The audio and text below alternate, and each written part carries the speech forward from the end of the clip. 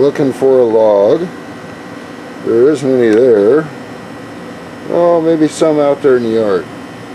Most of these look pretty big. And if I look on down, they get bigger yet. We may have to look somewhere else.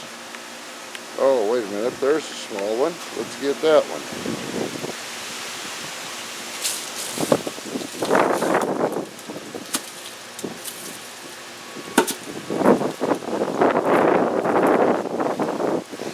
Okay, let's cut a chunk off of the end, or a few chunks.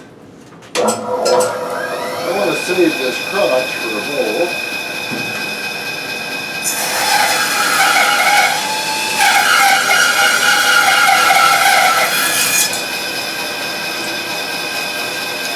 There's a nice crotch for a bowl. There's the platter.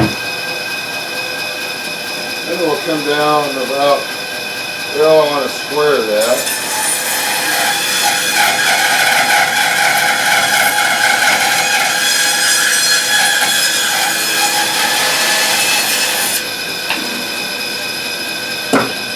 And we'll go about that much.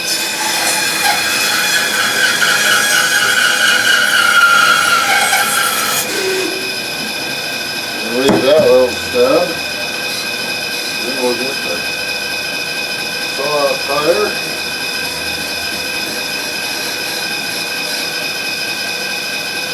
And then we'll split that.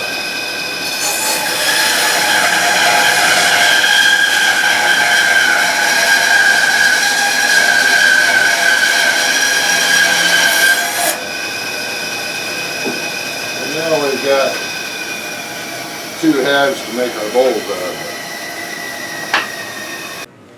For the first one, we could use a spur drive in this side and then put it in, or a lot of times I just put them right onto the chuck, and I think that's what we're going to do this time. I just kind of center it, bring it up, lock it in place, and I try to center here and here, and also center to this side. Okay, so we get that down, make sure everything clears, come in with a small bowl gouge, and we can start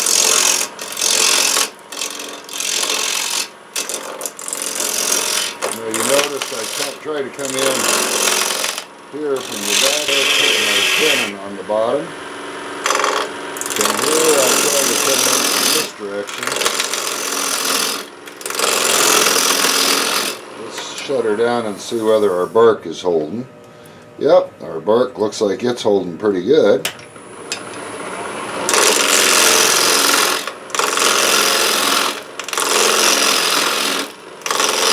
I find coming in from this way versus trying to come out from this way, it seems like I can hold the bark a little better. So we're around the bottom of the bowl a little bit.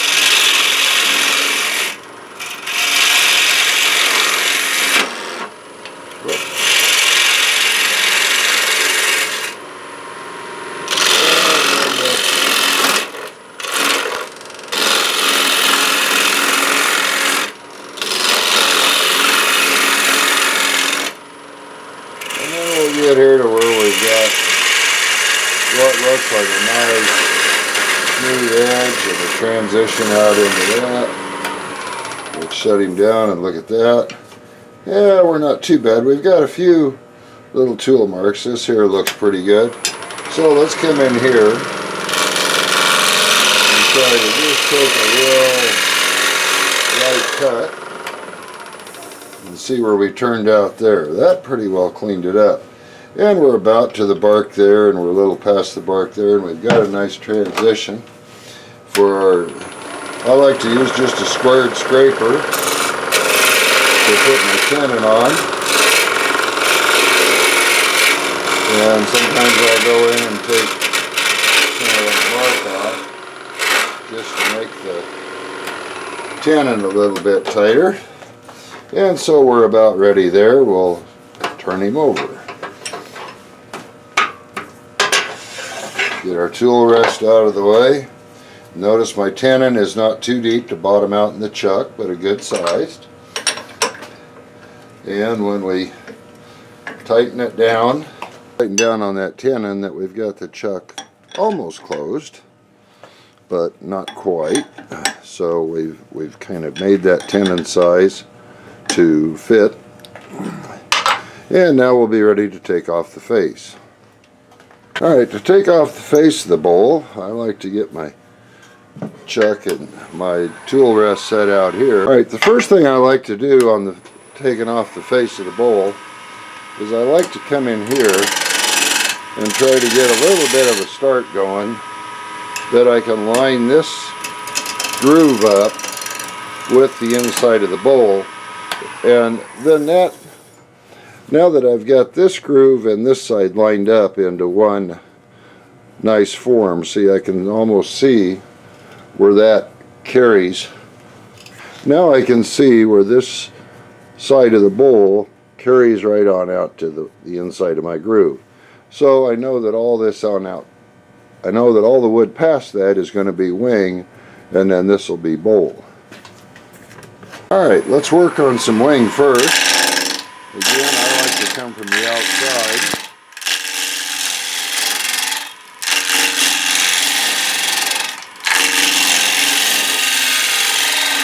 And always keep an idea of how far out that comes. I'm saying about to here, so my fingers or my hand never go past here.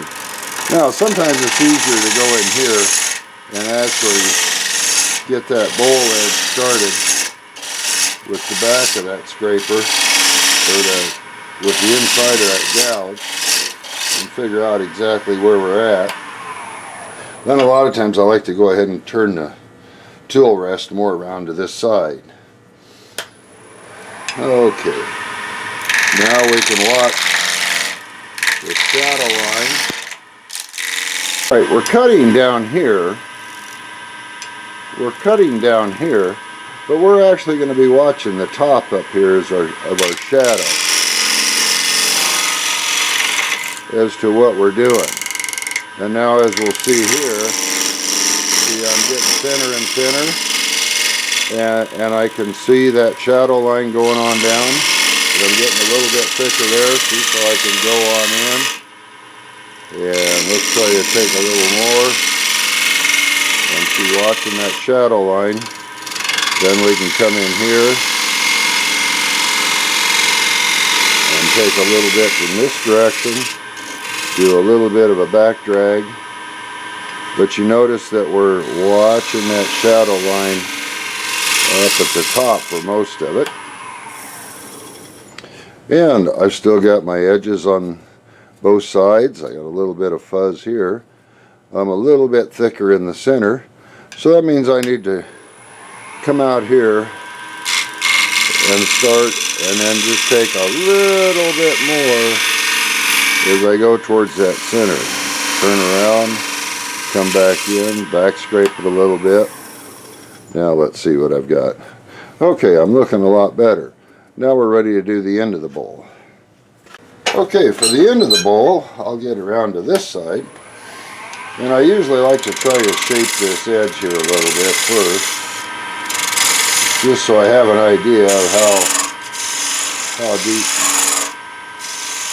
I need to go. And as all I'm trying to do is true that up so that I don't have wobbles in this edge.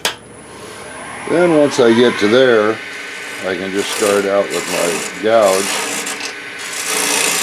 and just start taking out sections of the inside of that bowl.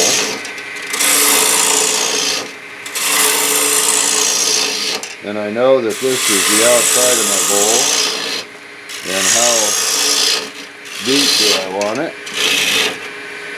or how thick do I want it, and I want it to be about that thickness.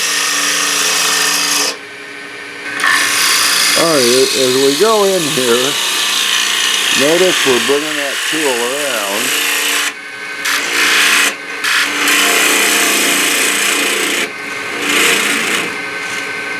And then you may have to stop and periodically check. where you're at. Feel your wall thickness here down to the bottom, and I can feel I'm real thick at the bottom, and right here I'm still thick. So I need to make my bowl a lot deeper yet. Get that around. Notice the tool, and notice I'm swinging around, following that bevel.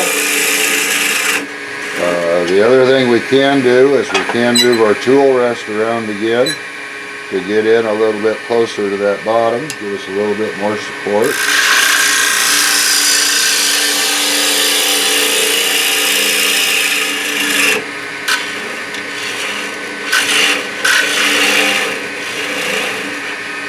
And let's take a look at where we're at there.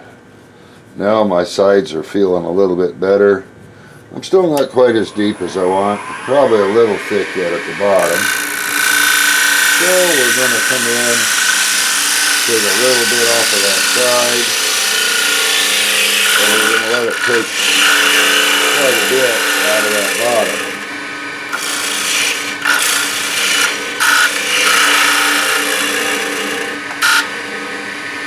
And of course, all the time you're doing this, you're thinking about this wing. So as this hand comes in, you don't want to get it in here where it's going to get caught by a wing. You always want to make sure you leave plenty of clearance between that wing and your hand. Okay, now it feels like my bowl is pretty close to being the thickness I want. Now we can take it and we can turn it around, bring our tailstock back up. And when I make bowls this size, I usually just try to go ahead and expand the chuck out to where it starts to hit on the inside of the bowl. Now I can feel there that it's kind of bottomed out. And then I bring my tailstock up and crank it down. Now I normally go to a 1/4 inch spindle gouge. And just use the back drag on it. So taking it off towards the center.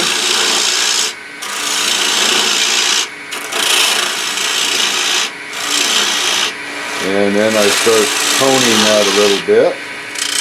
And then I can come back out here and flatten the bottom. And then I want to dish that bottom out. And again,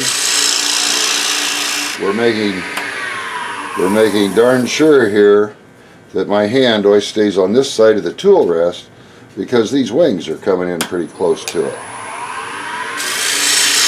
But we can usually take that 1/4 inch gouge, and then as we get closer we can go in and run it down a little bit farther and take it to where you feel like you're safe yet.